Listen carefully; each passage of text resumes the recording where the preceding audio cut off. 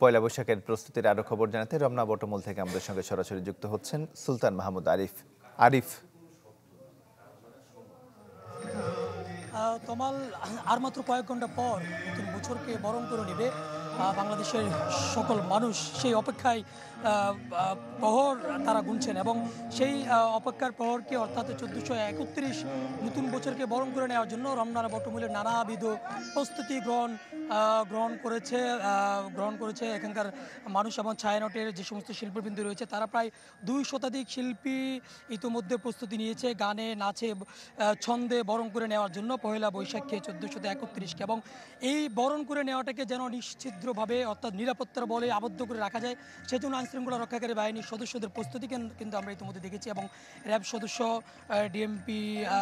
DMP থেকে ব্যবস্থাপনা সবগুলো ইতিমধ্যে জোরদার করা হয়েছে এবং ডিএমপি কমিশনার এবং র্যাবের মহাপরিচালক ইতিমধ্যেই রমনার বটমূল পুরো জায়গাটি প্রদক্ষিণ করেছেন এবং প্রদক্ষিণ করার পর তারা উভয়জন সাংবাদিকদের সাথে কথা বলেছেন। তারা বলছেন যে আসলে কোনো রকম এখানে জঙ্গি হামলা কিংবা কোনো রকম নাশকতার কোনো আশঙ্কা তারা কিন্তু দেখছেন না।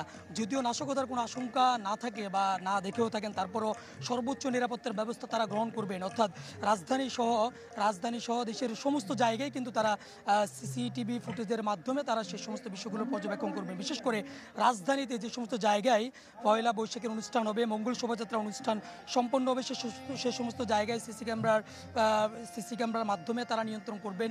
সেই সমস্ত জায়গায় ড্রোন থাকবে, স্পেশাল টিম থাকবে, বিশেষ করে ডগ স্কোয়াড টিম সার্বক্ষণিক সেই জায়গাগুলোতে থাকবে। এবং বলা হচ্ছে যেন আইনশৃঙ্খলা রক্ষার্থে আইনশৃঙ্খলা নিরাপত্তার বিষয়টিকে মাথায় রেখে এবারের যে পয়লা বৈশাখের আনুষ্ঠানিকতা সেটি মূলত আইনশৃঙ্খলা রক্ষাকারী বাহিনীর সদস্যদের পক্ষ থেকে বলা হয়েছে সেটি বিকেল 5টা পর্যন্ত চলবে, অর্থাৎ বিকেল 5টা পর্যন্ত জনসাধারণের উপস্থিতি রমনা বটমূল রমনা এলাকায় ঢাকা বিশ্ববিদ্যালয় এলাকাতে তারা প্রবেশের অনুমতি দিয়েছে। এবং এরপরে আরিফ আপনাকে ধন্যবাদ। রমনা বটমূল থেকে আমাদের সঙ্গে যুক্ত হয়েছিলেন সুলতান মাহমুদ আরিফ।